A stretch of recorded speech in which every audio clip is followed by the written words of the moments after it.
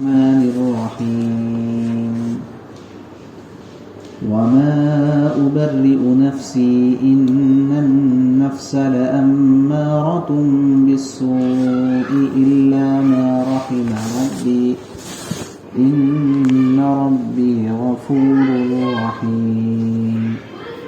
وقال الملك ائتوني به أستخلصه لنفسي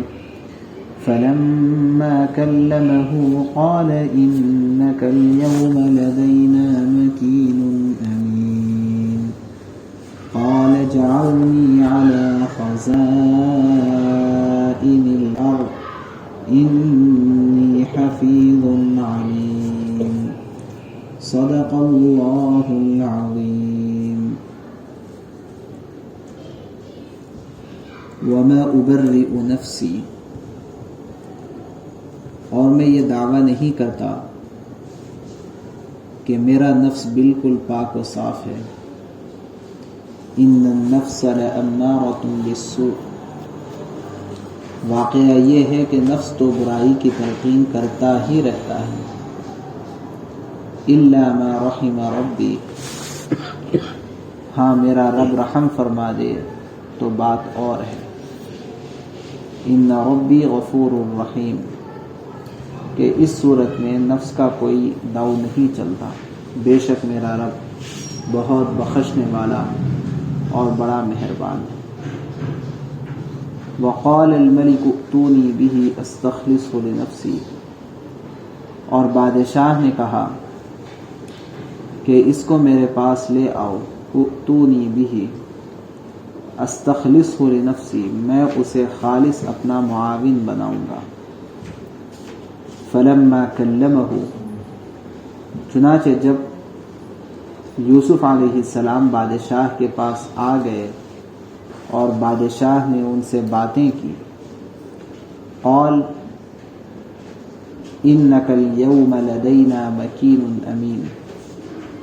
تو بادشاہ نے کہا کہ آج سے ہمارے پاس تمہارا بڑا مرتبہ ہوگا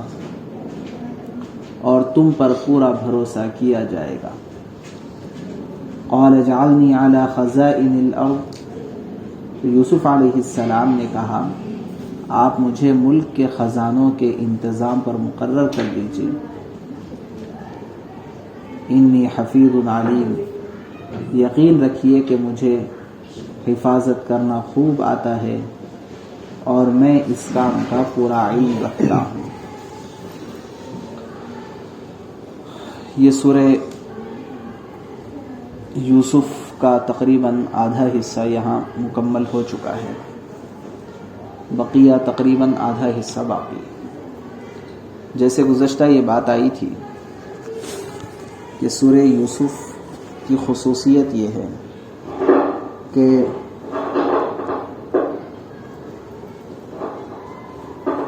زندگی کے تمام شعبوں میں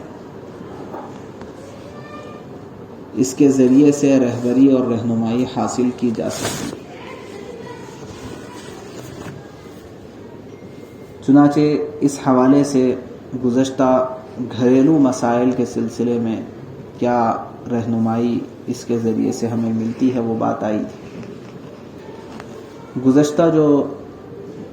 تفسیری سلسلہ تھا اس کا خلاصہ یہ تھا کہ جب بادشاہ نے خواب دیکھا کہ وہ 10 موٹی تازی گائیں ہیں جو دبلی گایوں کو کھا رہی ہے، 7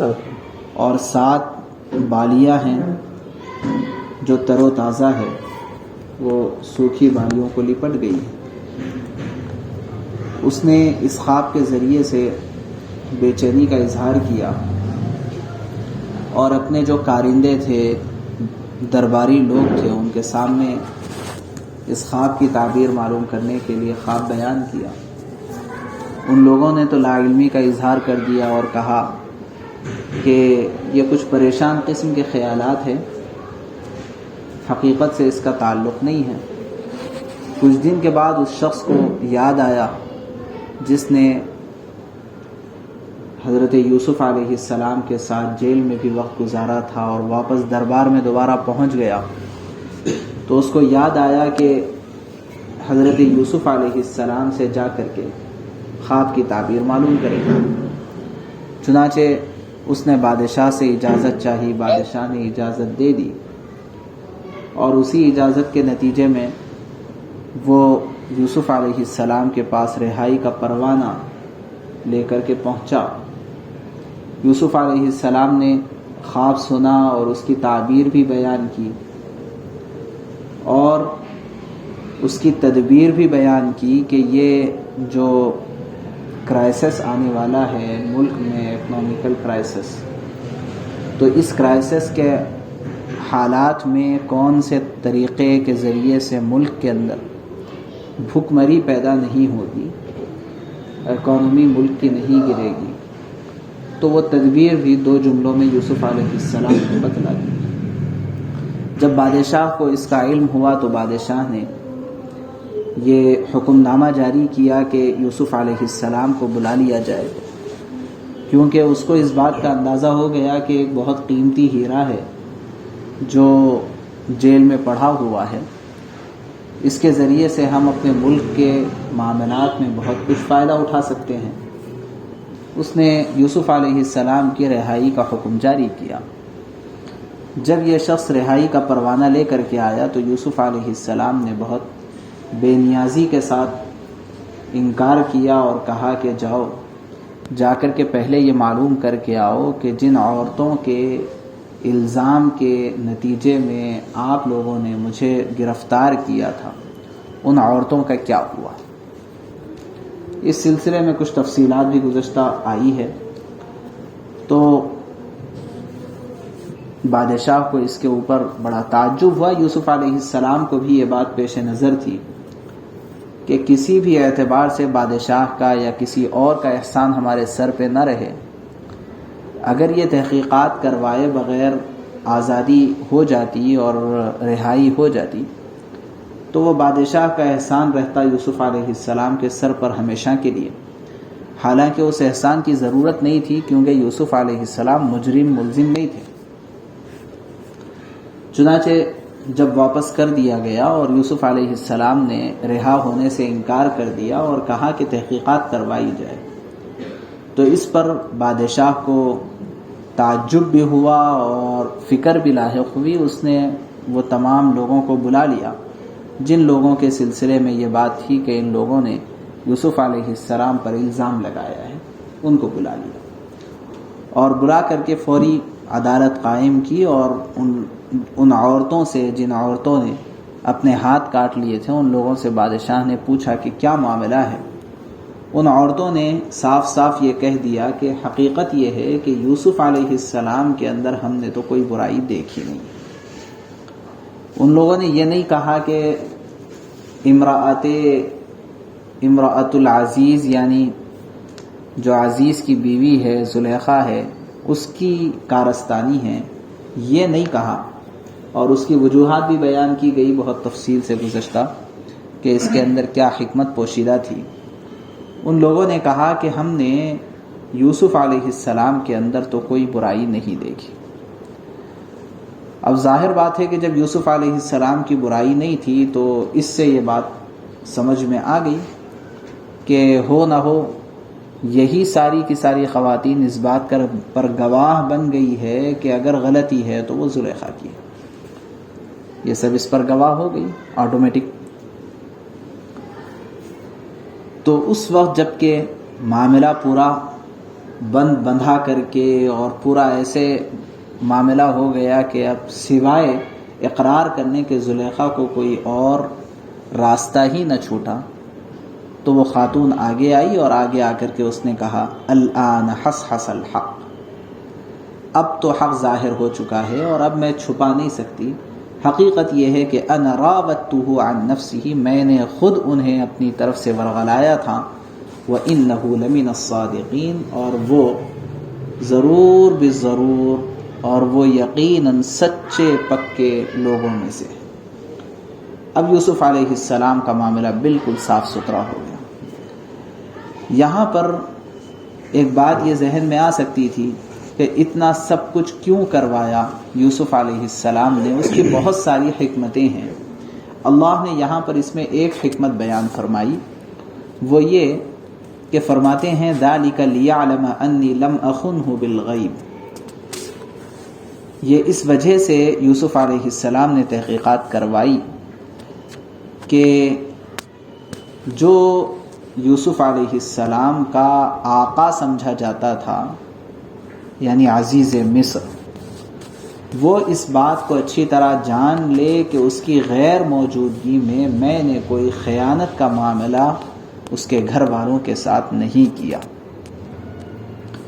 دراصل ہوتا یہ ہے کہ ایک شریف آدمی پر جب کوئی گھٹیا قسم کا الزام لگتا ہے تو اس الزام کے نتیجے میں سب سے بڑی فکر اس کو یہ لاحق ہوتی ہے کہ یہ میری شرافت کے اوپر دھبا ہے۔ وہ الزام ثابت ہوتا ہے نہیں ہوتا ہے، یہ ساری چیزیں علیحدہ ہے، لیکن یہ بات شرافت کے لیے بہت ہی زیادہ ناقابل تحمل اور ناقابل برداشت ہوتی ہے کہ اس کے سامنے یہ بات آئے کہ فلاں صاحب نے تو میرے ساتھ اس قدر خیر خواہی کا معاملہ کیا اور یہ الزام لگانے والوں نے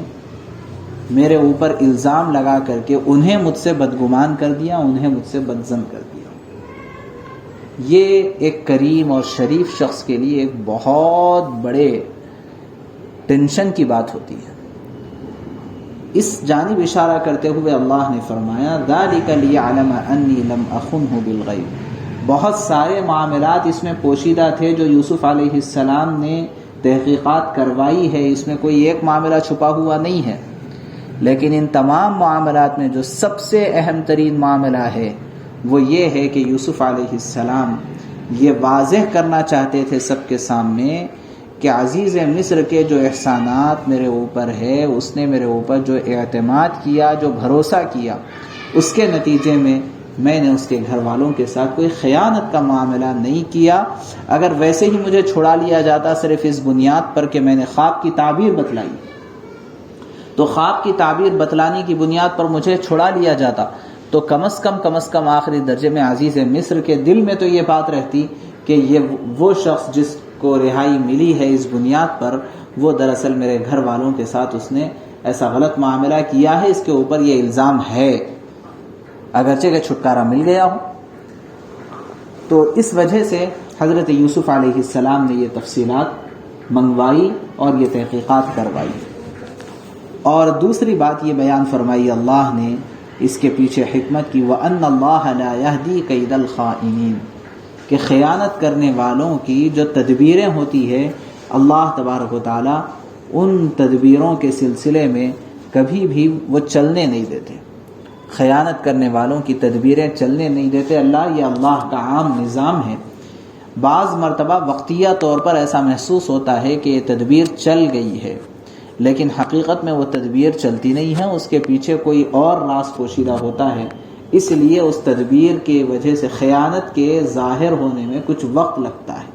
اور اس وقت کے لگنے میں کوئی اور حکمت پوشیدہ ہوتی ہے، جیسے حضرت یوسف علیہ السلام کے سلسلے میں بتلایا گیا کہ جیل کے اندر رکھ کر کے دراصل یہ تربیت کی جا رہی تھی کہ ملک و مملکت کو چلانے کے لیے جو حالات کو سمجھنا ہے اور گراؤنڈ ریالٹیز کو جو سمجھنا ہے وہ اس وقت تک ناممکن ہے جب تک کہ خود یوسف علیہ السلام اس طرح کے نچلے درجے کے لوگ اور جرائم پیشہ لوگوں کے ساتھ وقت نہ گزار لیں۔ یہ ضروری تھا اس وقت کے حالات کے حساب سے، اس وجہ سے یہ حکمت کے تحت یوسف علیہ السلام اندر رہے۔ بہرحال اب یہ ہوا کہ جب یوسف علیہ السلام کو کلین چٹ ملی اور رہائی ملی اور بالکل دودھ کا دودھ پانی کا پانی ہو گیا، تو معاملہ یہ تھا کہ یوسف علیہ السلام تو بھائی بالکل پاک و صاف آدمی ہیں،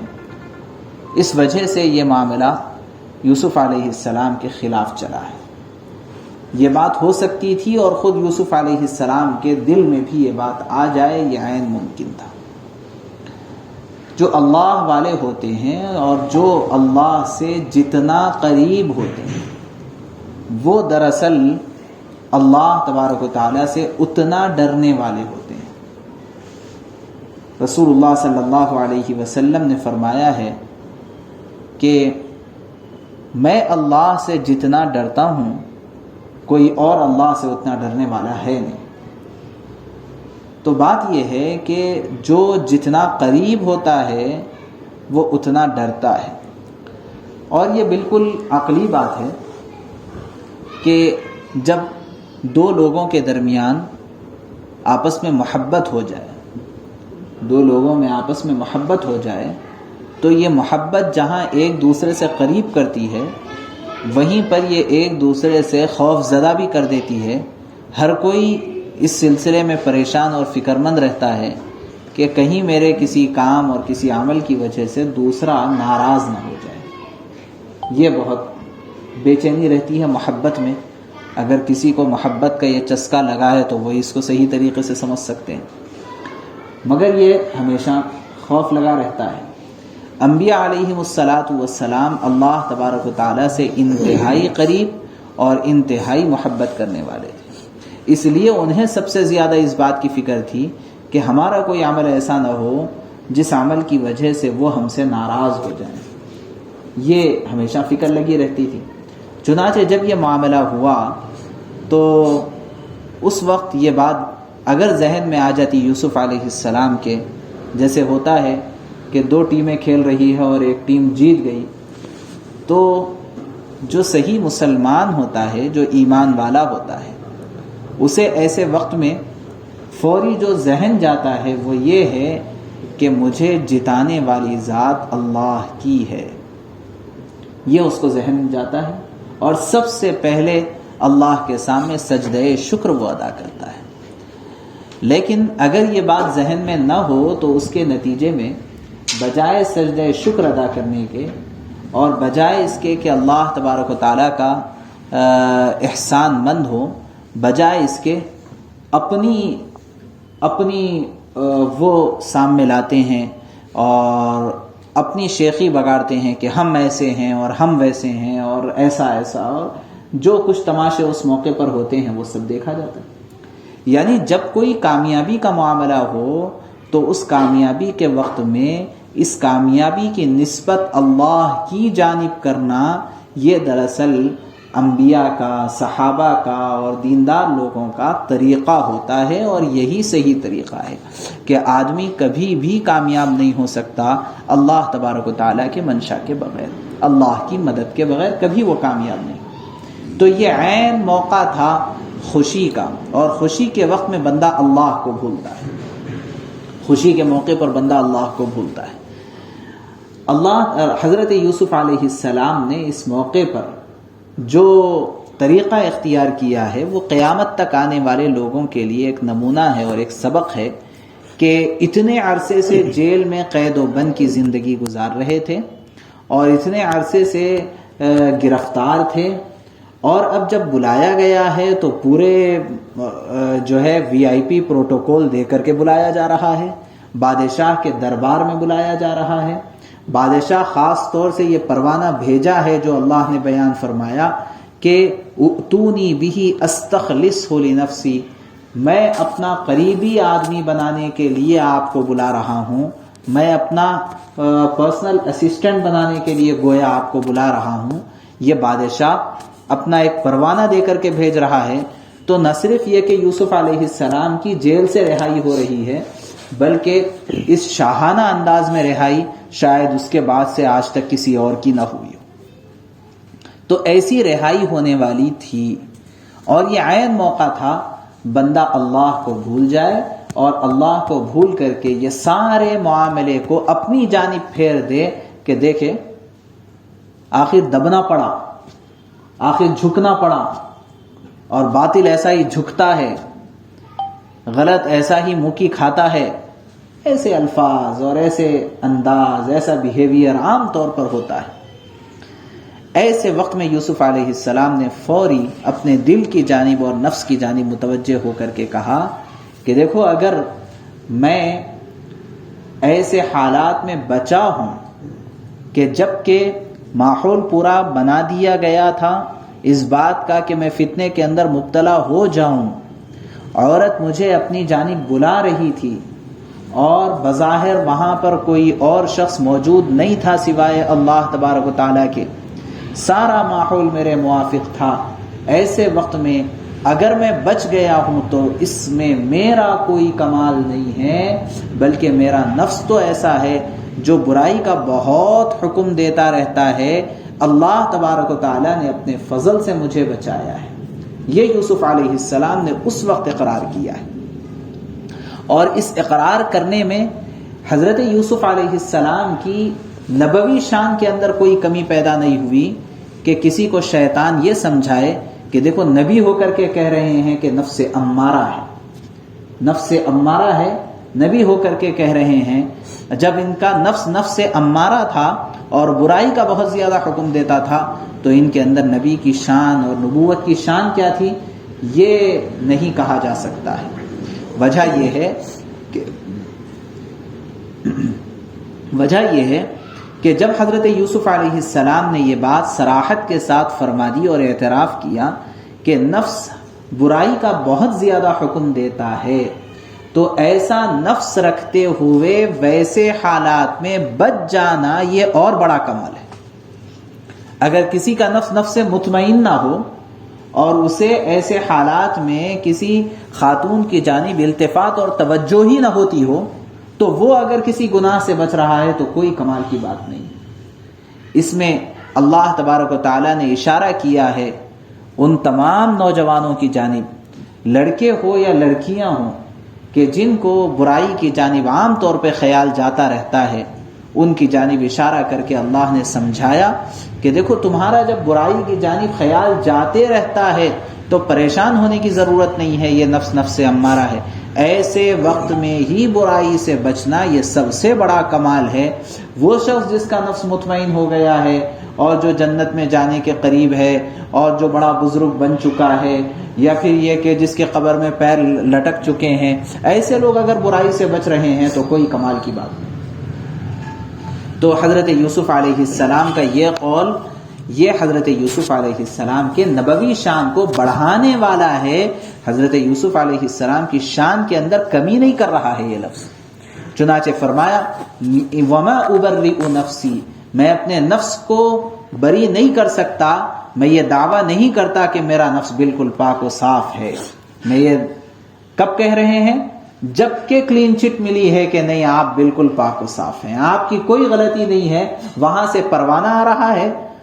دوسری طرف یوسف علیہ السلام اقرار کر رہے ہیں کہ نہیں صاحب، میں یہ نہیں کہتا کہ میں بالکل پاک و صاف ہوں، بلکہ ان النفس لامارۃ بالسوء، نفس تو برائی کی بہت تلقین کرتا رہتا ہے، الا ما رحم ربی، مگر جو کچھ میں بچا ہوں وہ میرے رب کے رحم و کرم کی بنیاد پر بچا ہوں،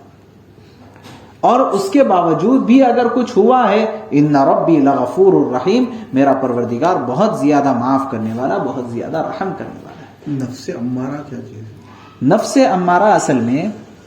نفس کی 3 قسمیں ہیں۔ نفس ہمیشہ عام طور پہ جو عام لوگوں کا نفس ہوتا ہے، اصل میں نفس کس کو کہتے ہیں؟ اس کو ہم کہہ سکتے ہیں ہمارا جی،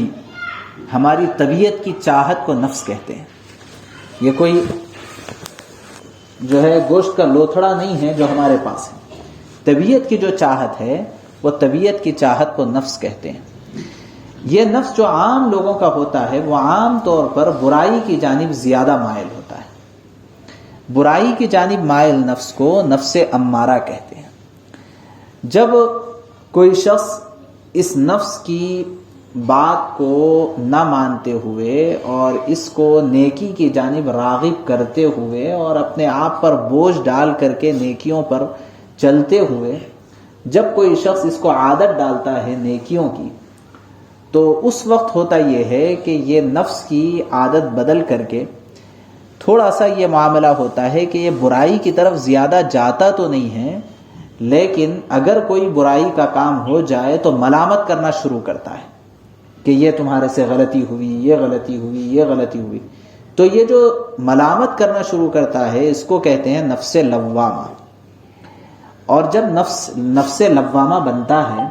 تو آدمی بہت آسانی کے ساتھ توبہ کی جانب مائل ہو جاتا ہے. اگر کوئی غلطی ہو جائے تو عام طور پہ آدمی توبہ اللہ کر لیتا ہے، اللہ سے معافی مانگ لیتا ہے، حقوق العباد ہے تو وہاں معافی چاہ لیتا ہے. یہ سب عام طور پہ جو دیندار قسم کے لوگ ہوتے ہیں اور جن کے اندر ایسے مواقع پر ایک قسم کی بے چینی ہوتی ہے، یہ اس کے نفس لوامہ ہونے کی علامت ہوتی ہے. کہ بعض مرتبہ ہوتا ہے کہ راستے میں جا رہے ہیں، ایک چھوٹا موٹا ایکسیڈنٹ ہو گیا، تو بعض لوگ ہوتے ہیں جو ایسے حالات میں بہت تیزی کے ساتھ نکل جاتے ہیں. بعض لوگ ہوتے ہیں جو اگرچہ کہ نکل سکتے ہیں، جا سکتے ہیں، انہیں کوئی روک نہیں سکتا، ایسے احوال ہے، لیکن رکتے ہیں، آتے ہیں، دیکھتے ہیں، خیر خیریت لیتے ہیں، جو نقصان ہوا ہے اس کی تلافی کرتے ہیں، کیونکہ ان کا نفس انہیں ملامت کر رہا ہے کہ جو ہوا ہے غلط ہوا ہے. تو نفس عام طور پہ عام لوگوں کا یہ نفس امارہ یعنی برائی کا زیادہ حکم دینے والا، اور جب اس کے اوپر کچھ محنت ہوتی ہے تو اس کے نتیجے میں وہ نفس لوامہ بنتا ہے، یعنی برائی کے اوپر ملامت کرنے والا. یہ آدمی عام طور پہ جب اللہ کی جانب زیادہ متوجہ رہنا شروع کرتا ہے اور گناہوں سے توبہ کرنے کا اہتمام کرتا ہے تو اس کے بعد آہستہ آہستہ یہ نفس مطمئنہ بنتا ہے. جب یہ نفس مطمئنہ بنتا ہے تو اس کے اوپر اطمینان کیا جا سکتا ہے کہ یہ اب برائی سے آسانی کے ساتھ بچ سکتا ہے. اس کو نفس مطمئنہ کہتے ہیں. انبیاء علیہم السلام کو جب نبوت مل چکی ہوتی ہے تو اس کے بعد ان کا نفس ہمیشہ نفس مطمئنہ بن جاتا ہے. اسی وجہ سے وہ گناہوں سے پاک اور معصوم عن الخطا ہوتے ہیں. انبیاء کے علاوہ جتنے لوگ ہیں وہ سارے کے سارے لوگ ان میں اس بات کا شبہ رہتا ہے کہ ان کا نفس امارہ سے نفس لوامہ ہو، نفس لوامہ سے نفس مطمئنہ ہو یا نہیں ہو، اس سلسلے میں شبہ رہتا ہے. اس لیے کسی کے سلسلے میں یقینی طور پر یہ نہیں کہا جا سکتا ہے کہ یہ نفس مطمئنہ ہے. البتہ یہ ہے کہ جو شخص اپنے نفس کے سلسلے میں فکر مند رہ کر کے اس کی اصلاح کی کوششیں زیادہ کرتا رہتا ہے، اللہ کے نزدیک اس کو نفس مطمئنہ میں شمار کر لیا جاتا ہے. اسی کی جانب قرآن پاک کی ایک دوسری آیت میں اشارہ کیا گیا ہے کہ جب ان النفس کیا ہے وہ نفس مطمئنہ سورہ فجر کی آخری آیات ہے، وجیء یومئذ بجہنم یومئذ یتذکر الانسان وانى له الذکریٰ یقول یا لیتنی قدمت لحیاتی فیومئذ لا یعذب عذابہ احد ولا یوثق وثاقہ احد یا ایتها النفس المطمئنہ. موت کے وقت میں چونکہ اب آخری وقت ہو چکا ہے، جو دیندار لوگ ہوتے ہیں فرشتے ان کو مخاطب کرتے ہیں، اے نفس مطمئنہ ارجعی الی ربک راضیۃ مرضیہ، اب اپنے رب کے پاس اس حال میں لوٹو کہ اللہ تم سے راضی ہے، تم اللہ سے راضی ہے. فادخلی فی عبادی وادخلی جنتی، میرے نیک بندوں میں اب داخل ہو کر کے جنت میں داخل ہو جاؤ. ان آیات کی روح سے علماء نے فرمایا ہے کہ نفس مطمئنہ تک پہنچنے کے لیے اللہ کے نیک بندوں کی صحبت بہت ضروری ہے، کیونکہ یہاں نفس مطمئنہ کے ساتھ اللہ نے فرمایا ہے فادخلی فی عبادی وادخلی جنتی، میرے نیک بندوں کے اندر داخل ہو کر کے تم جنت میں داخل ہو جاؤ. اس لیے نیک بندوں کی صحبت بہت ضروری ہوتی ہے نفس مطمئنہ کے لیے. امار کے معنی پختہ ایمان والا نہیں، امارہ کے معنی حکم دینے والا. امارۃ بالسوء کے معنی برائی کا حکم دینے والا. عمارہ ایک ہے عمارہ عین کے ساتھ، اس کے معنی آتے ہیں بہت زیادہ آباد اور ایسے ہی پختہ ایمان والی. یہ عمارہ عین سے ہے، اور اگر یہ الف سے ہو امارہ کے معنی ہیں بہت زیادہ حکم دینے والا. امر کہتے ہیں نا، امر اسی سے ٹھیک ہے. تو ان النفس لامارۃ بالسوء. اب یہاں پر ہمیں جو آج کی آیات سے جو ہمیں سبق ملتا ہے وہ سبق یہ ملتا ہے کہ کتنا ہی خوشی کا موقع کیوں نہ ہو، اسلام ہمیں خوشی کے موقع پر بھی گائیڈ کرتا ہے، غم کے موقع پر بھی گائیڈ کرتا ہے. کوئی ایسا شعبہ اسلام نہیں چھوڑتا کہ جس شعبے کے وقت میں، جس وقت میں اسلام یہ کہہ رہا ہو کہ اس وقت میں آپ کے لیے کوئی ہماری طرف سے گائیڈنس نہیں ہے. ایسی بات نہیں ہے. جب خوشی کا موقع ہے تو ہر آدمی کو چاہیے کہ خوشی کے موقع پر اپنے نفس کی جانب متوجہ ہو، اپنے آپ کی ملامت کرے،